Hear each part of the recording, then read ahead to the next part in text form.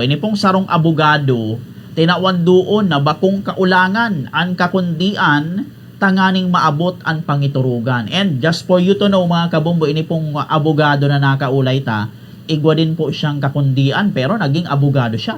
Kaya talagang may credibility siyang magsabi kayan. O hinanyugunta ang nakaulay ta mga kabombo dyan, si Attorney Paul John F. Barosa, MBA, Chief of Office, Persons with Disability Affairs, Office Naga. Para sa inyo, attorney, hadlang ba yung kapansanan para maabot mo yung dreams mo, maabot yung pangarap? Yung pangarap, hindi naman hadlang yung kapansanan. May kapansanan ka sa wala kang kapansanan. Yung usually hadlang ay yung mindset mo. Mindset. Basta desidido ka. Basta handa kang bayaran yung singil ng pangarap mo. Kaya mo magawa. Pero lahat kasi pangarap may may katumbas na sakripisyo. Pag hindi ka ready na wala din. Meron ka mang kapansanan sa wala kang kapansanan. Wala kang maabot. May kailangan mong tiyagain, kailangan mong magsunog ng kilay, kailangan mong magstay overnight, kailangan mong magsakripisyo na hindi ka nagpa-party. Yun yung singil ng pangarap. Kung hindi mo kaya yon, kahit pa wala kang kapansanan, hindi mo maabot. Anong masasabi niyo, attorney, sa iba na nagsasabi? Paano ko pa maaabot yung pangarap ko? Ika-ika na nga ako. Again, ano ba pangarap mo muna? Malinaw ba sa iyo kung anong pangarap mo? At paano ba natin kasi kung malinaw sa iyo, meron dapat mga paraan kung paano inaabotin. Diba? Minsan kasi yung pangarap very generic. Gusto ko ano pang pangarap mo? Gusto ko mabuhay ng tahimik. Anong klaseng tahimik? Yung wala ka naririnig na ingay, o di magiging kuwang ka nun. Baka ano bang wish mo? Hindi ka na maging mobility impaired, gusto mo maging hearing impaired. Kasi yun yung tahimik. Ano ba, dapat kasi din na maninaw ano yung pangarap. Okay. Kasi dun sa mga PWD na tinitikala ko at ng iba, maninaw kung ano yung dapat, anong gusto maabot. Halimbawa, attorney, paano pa ako magiging abogado kung bulag ako? Mga ganun. Oy, may bulag na abogado. May nakapasang bar na abogado. Kaya, paano ka magiging abogado? Mag-aral ka. Paano ka mag-aaral na bulag ka? Meron tayong mga assistive devices na pwede kang tulungan. At may mga eskwelahan naman na handa na i-accommodate ka. Diba? Hindi mo mabasa yung libro. Merong mga audio files ng mga libro. So, hindi mo mabasa pero pwede siyang ma-convert into audio files yung computer, babasahin para sa iyo. Matututo ka. Sa lecture naman, verbal. Diba? Yun lang. Ano ba ang pangarap mo? Nasa mindset pa rin talaga, attorney. Ano ba muna ang pangarap? Kung gusto mo maging abogado, sige, punta ka dito. Sabihin mo sa amin, paano ka namin matutulungan. Pero again, sabihin ko lang na ito yung lagi kong paalala. Yung unang dapat na tumutulong sa mga PWD, hindi ang gobyerno, kundi ang pamilya. Kami po, sa gobyerno, we can do only as much. Yung pinakauna po talagang dapat sumuporta sa mga PWD pamilya. Ako po, personally, kung wala yung pamilya ko, hindi ko naman maabot yung mga naabot ko. Nandiyan po yung encouragement, nandiyan po yung pagbibigay ng pag-intindi, di ba? May mga ang PWD po, kahit sino naman, kahit hindi PWD, merong lakas, merong kahinaan. So, dapat yung pamilya maintindihan ano yung kahinaan at ano yung posibleng maging lakas. Halimbawa, John Wick is dyslexic. John Wick. Keanu Reeves. Keanu Reeves is dyslexic. Diba? Albert Einstein also has a disability. Madami sa history natin ang mayroong disability pero daming nagawa. Again, family, suporta ng komunidad. Yung gobyerno po, nandito lang mga programs lang to na lagi naman nandito. Basta handa yung tao at yung pamilya na gawin yung mga dapat daanan yung dapat daanan proseso at matutulungan po namin kayo. Kayo, attorney, personally, na-experience nyo ba na yung tipong i-discriminate ng tao because of that? Oo. Ano po yung inyong naramdaman nyo, attorney? Sige, ang kabataan ko, sabi lagi sa akin sinasabi na yung pa ako nga, di ba? Nung bata ako, dahil madali ako mapikon. Dahil bata nga na. Kasi sabihan ako hindi ako nakakasipa, sinisipak. Hindi, joke lang. Pinapakita ko na kaya ko yung sinasabi nilang hindi kayang gawin. Nagsubok ako mag-basketball. Nagsubok ako mag-football. Para lang mapakita na nagagawa ko yung sinasabi nila. Kung makakausap niyo yung mga teacher ko, sasabihin sa inyo na yan, ako ay hindi lang pasaway, kundi magala.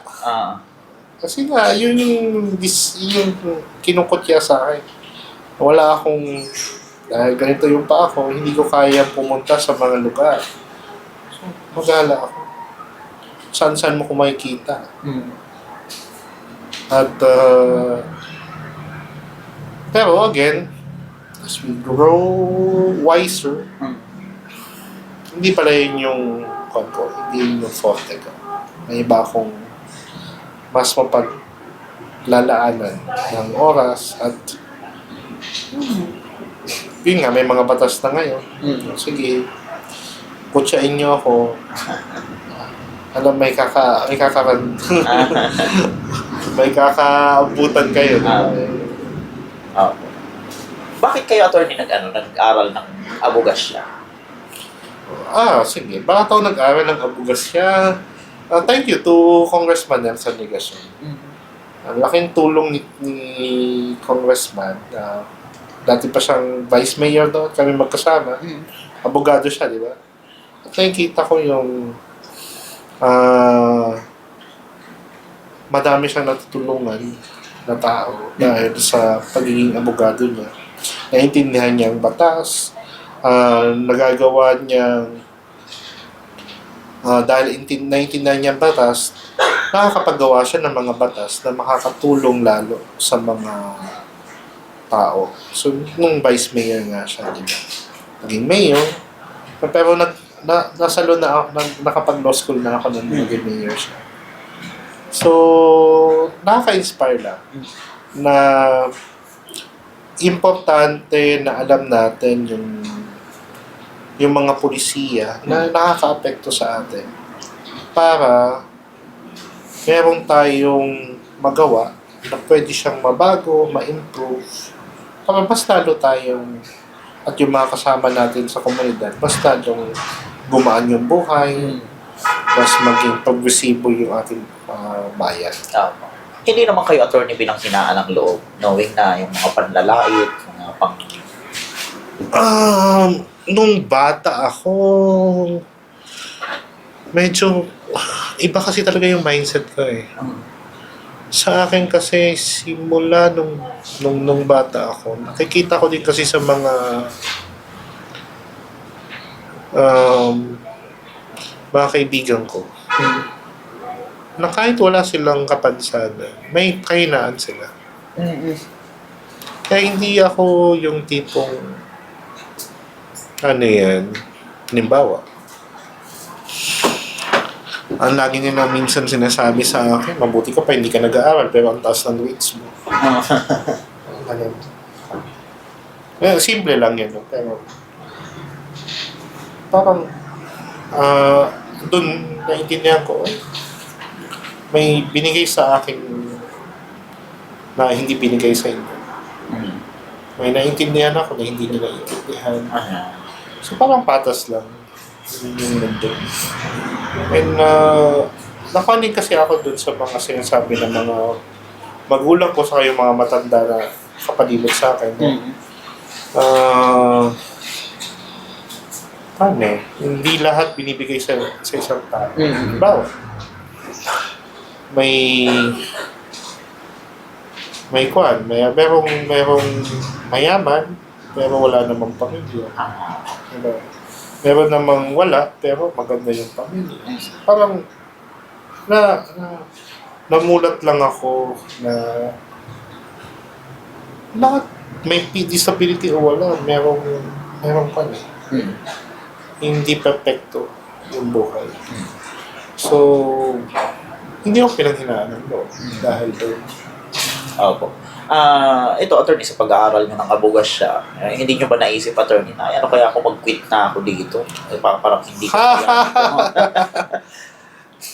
Kung kasi, talagang mapipressure. Wala naman sa disability. Ang dami nag-quit sa amin na wala namang disability. Na talagang bubugbugin ka ng readings, sisermonan ka pag hindi mo nasagot yung mga tanong. Papahiya ka minsan ng mga term na prof. Pero sa akin kasi natural yun eh. Kasi nag-aaral ka. Kung sa akin nga, mas pinapasalamatan ko ngayon yung mga prof kong term. Dahil yung mga pagkakataon na napahiya ako sa recitation, yun yung mas naaalala ko. At pag tinanong ako doon sa mga bagay na yun, yun yung masasagot ko sa exam. Kesa doon sa mga paisi-isi lang, hindi ka na maalala. Minsan nga, pangalan nila, hindi ko maalala. At least yung prof mong terap, kilala mo. Di ba? Sa kasi, again, mindset. Baka magkaiba lang tayo ng mindset. Pero, ako kasi, bago ako nag-enroll ng law school, hinanda ko na yung sarili ko. Huwag kang pumasok sa isang bagay na hindi ka naman kumite. Diba? Pag medyo napapagod na ako, may isang counselor, yung nagsulat ng PWD code, si Counselor Emma Palyamoro. Lagi ko lang inaalala yung sinasabi niya. Pagpagod na ako, ano yung sinasabi niya? Marayak ka pa. Pinili mo yan eh. Pinili ko na mag-enroll ng law school. I have to bear the consequences. Opo. Yan. So, saan kayo, attorney, graduate ng? University of Nueva Ecija. Parehas kami ni Congressman Nancy. Opo. Siguro, attorney, ano na lang yung maipapayo nyo sa mga, syempre sa may mga PWD natin na gusto ding abutin yung pangarap nila, ano yung may advice niya sa kanila, attorney? Yung mga suporta po para sa pag-abot ng pangarap, andyan na. Sa totoo lang, medyo nakakaingit ngayon yung henerasyon ngayon. Kasi, pag-aaral halos, kailangan mo na lang umattend. Noon po, nag-UP ako, college. Kailangan ko pa maghanap ng scholarship para lang ma-sustain yung pag-aaral. Pero ngayon po, kung nag-UP ka, nag-discuss ka, nag-state university ka, state college, libre na yung tuition. Diba? Kailangan mo na lang ipasa yung entrance exam, mag-enroll. Gawin yung trabaho mo. Opo. Diba? Opo. Madami pa din programa ngayon. Sa City Government of Naga, may programa tayo kapag estudyante ka, medyo kapos sa pag-aaral, mag-summer job ka. Opo. Nung nag-aaral ako, kailangan ko maghanap ng walang ganyan na programa, so kailangan ko maghanap ng trabaho. Trabaho. So, nag-tutor ako na. So, sa ngayon po, ang daming programa na pwede nyo i-attend. Kailangan lang magsumika. Kailangan lang ipakita na talagang disitito ka. Yung iba naman kasi, gusto lang easing buhay. Easy. Sa totoo ngayon, medyo, yun nga, may 4-piece na. Mm. Wala kang hanap buhay, pero may kita ka. Diba? Kaya yung iba ayaw na mamasukan. Kasi pag namasukan daw, baka tanggalin sa 4-piece, mapapagod pa sila. Parehas lang naman daw. Kaya pambihira ngayon, no? Ang dami po ngayon. Mensahe ko po sa lahat, sa mga PWD, karoon lang po kayo ng dedikasyon. Lapit po kayo sa opisina namin kung may mga tanong, ikukan po namin kayo.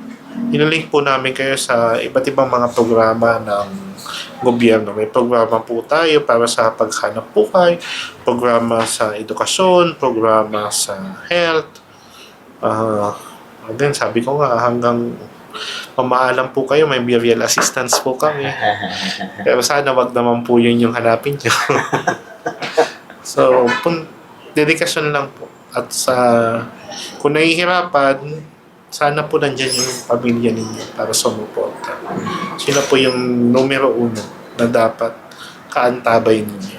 Kasi hindi naman po namin kayo mababantayan sa bahay. Kami po ay andito lang para tumulong, kaya magtulungan po tayo.